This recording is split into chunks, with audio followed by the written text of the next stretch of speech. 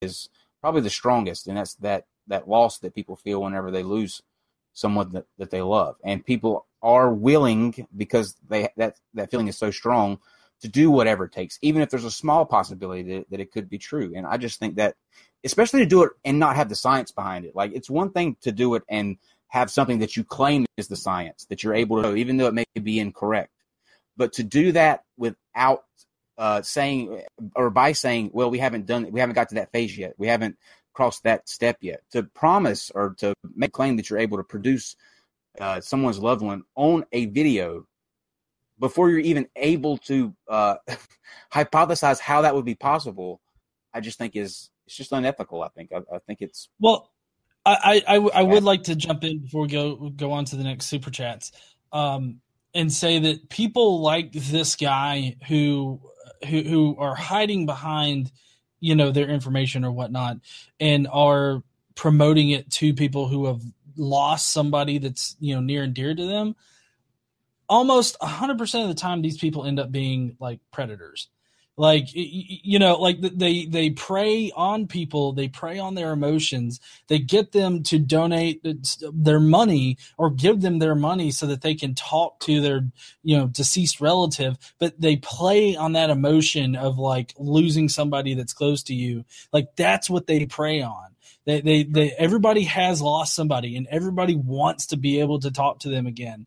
Of course, I mean, we're not able to do that, obviously, but these people see that need, and they're like, oh, well, I can give them, that feeling. I can give them the feeling of talking to their dead relative when they're not actually talking to their dead relative.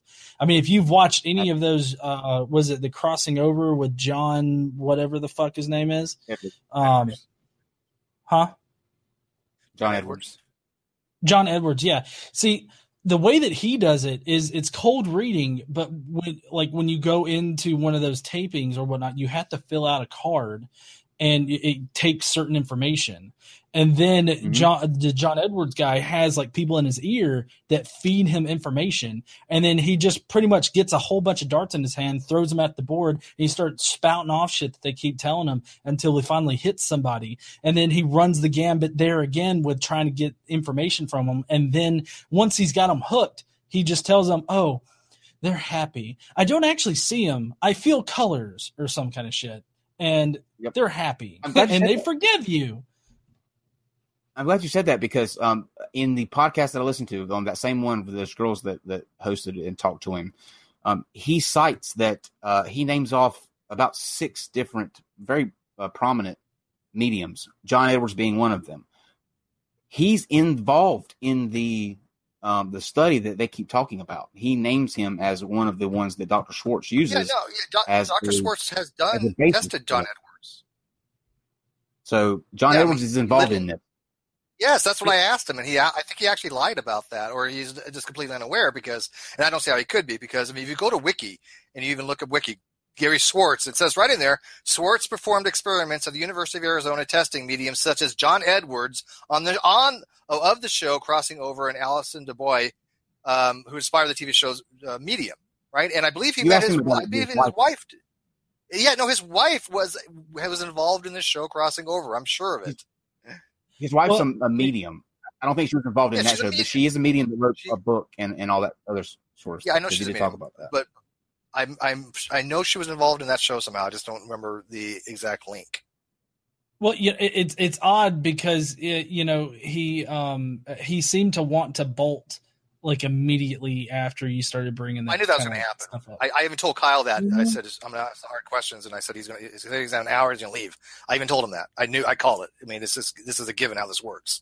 Not a big surprise. Because he was not expecting hard questions. Like Kyle said, he's only been on shows and podcasts where they just gush over this stuff, right? That they buy into it hook, line, and sinker. He was not ready to have somebody actually have some pushback.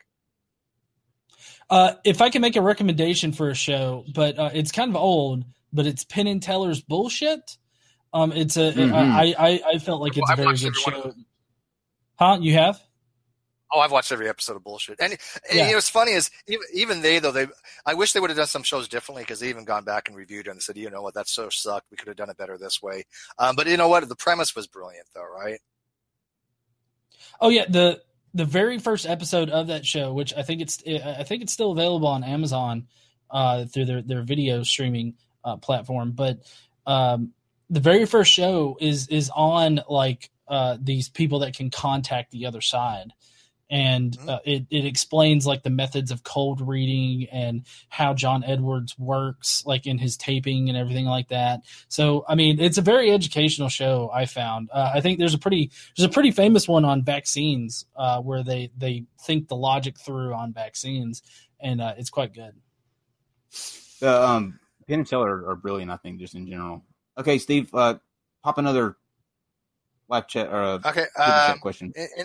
Insect Facet, $5. Have you thought about exploiting the energy gradient between the two worlds to generate infinite clean power? It can't possibly go wrong. That would be, well, it's funny. He mentions 0 point something, and I don't remember what he said. 0 point, I don't know. It wasn't 0 point energy, right?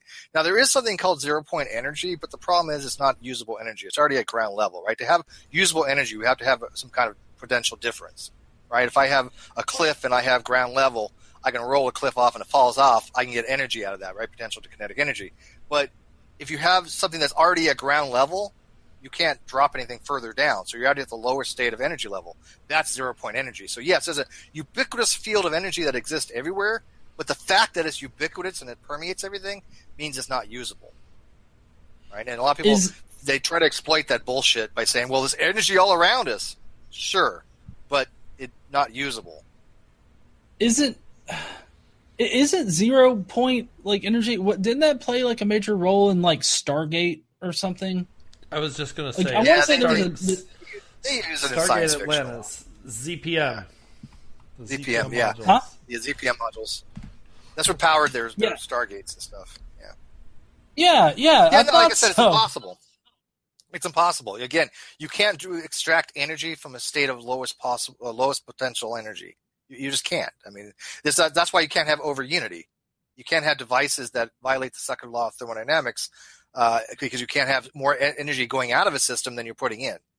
That's actually, it's so much of a known thing that even the patent office won't even look at patents anymore for over unity devices. They're all bullshit. Okay. Caitlin Chloe, $5. How much money is this costing and who's funding it? Great question. I have. Who the frick knows? That was $1 million question. Who's funding? I mean, that literally is the $1 million question. There's one investor. One they're person. looking at. Yeah. The technical name for that is sucker, though. Athena, goddess of wisdom and warfare, $2. Can you blame us for being skeptical? No, I don't think. I don't think they mind people being skeptical, right? I think, like again, he's not able to answer the tough questions. That's the giveaway. When you have pushback, that's when they're like, okay, well, this is no longer me just being able to throw out bullshit and fluff. Now I'm expected to actually back my claims up. They're done at that point. He was correct that I am a open-minded skeptic. That I have the willingness to change my mind if you show me I should. And I think that's most people in general. That's not most people. I was interested in this.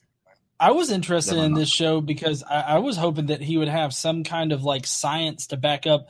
I mean, I kind of figured he wouldn't have actual science, but I was hoping at least he'd have some kind of explanation. Something. I think most people, though, as a whole, aren't really open-minded in turn when they get entrenched in what everybody's got a belief that they hold tight to. The one that I'm not going to let go. But this would probably be mine. Like, I don't think that I could ever be convinced that there is a possibility of a way to communicate with somebody. So when he actually was describing the person, when he said you're not like the skeptic that just this is bullshit, this will never happen. In this case, that's dead on me right now.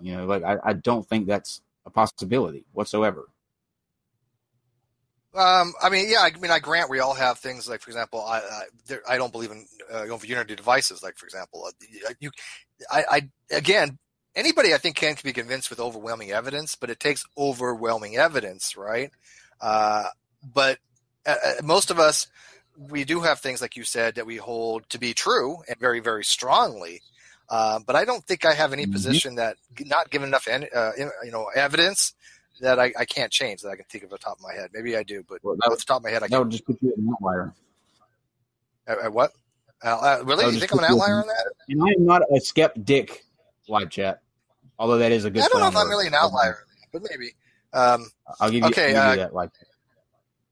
KC again, $2. Get G up in there. Hey, G is up in there. He's deep up in there. Oshkosh, $2. Seems like wishful thinking gone too far. Which is like, did you not hear when I said you don't have science, you have a concept? Because that's exactly what he is. That's all they have. He doesn't even have a concept. Well, no, there's a concept there. No, I disagree. There's definitely a concept there, but the concept is not a good concept. But it's a concept. Definitely. Also, I'd like to point out how in order to attract an investor, in order to actually pump money into it, they would at least have to have like a proof of concept model that could be shown off. I mean, why they don't have no, they don't. But I mean, this is a basic like way that you do things. Like I know when I was doing some freelance software engineering work, like I was paid a little bit to produce a proof of concept, and then it was up to the customer to either go forward with it or not. And so like that, like it either somebody pays you to do it or you pump your own like money and time into it to produce a proof of concept to convince people. And that's not like he's going a bass-backwards way of actually producing this thing. You're exactly right. And I love the fact you said proof of concept. Does anybody see any proof of concept here? Because I see zero, literally zero proof of concept. There is a concept, but there's no proof of it. AC Castillo, $2. As I thought it would yesterday. I predicted. Oh yeah. This very show. Yeah, no, I'm exactly. And I knew he wasn't going to stick around. She's like started asking questions. AC Castillo, $2. Seems a wizard came to explain the science. Thank you very much. Where's that comment? He's like, oh, this guy's smart. I'm like, because I'm asking basic questions that most of us who have any kind of scientific background would ask. I mean, gee, was my questions that? Wait. Gee, was my questions? Hang on. That agree. Gee, was my questions? You're breaking up hard, by the way. Gee, was my questions in any way really that technical? They were pretty basic, right? No. I thought you were asking some pretty basic like questions that needed to be answered. I mean, it's not like you were exactly asking him to explain the quantum like theories and everything like that. Oh, I would love to see formulas. Yeah, exactly. I would have cut into actual electromagnetic radiation and explained to me using formulas what's going on here. But obviously he's not going to be able to do that. Well, I felt like him saying. I felt like him saying electromagnetic radiation was like I don't know if he knows what that actually is. Like it's to the point. Well, no, I mean it's to the point where I feel like he just got a whole bunch of science words that seem to apply to whatever he's doing, and then he's just throwing them out there. And he's like, I don't really know the science. It's really this other person that knows the science, but fucking electromagnetic radiation. You're exactly right. Yeah.